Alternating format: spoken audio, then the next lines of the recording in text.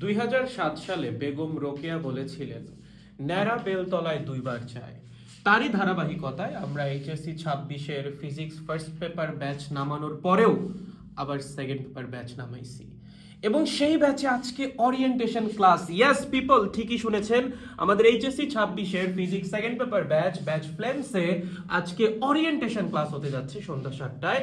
এবং সেই ক্লাসের থ্রুতে আমরা আমাদের এইচএসসি 26-এর ফিজিক্স সেকেন্ড পেপারের জার্নি অফিসিয়ালি শুরু করতেছি।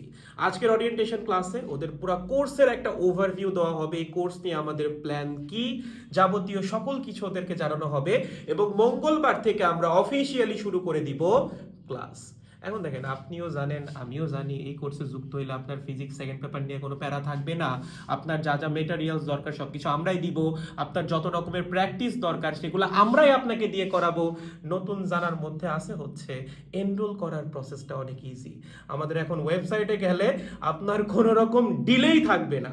আপনি জাস্ট এনরোল নাওতে ক্লিক করবেন, সাথে সাথে কোর্সের অ্যাক্সেস পেয়ে যাবেন উইথআউট এনি সিস্টেম ডিলে, থাকলেও সেটা কয়েক মাইক্রো সেকেন্ড।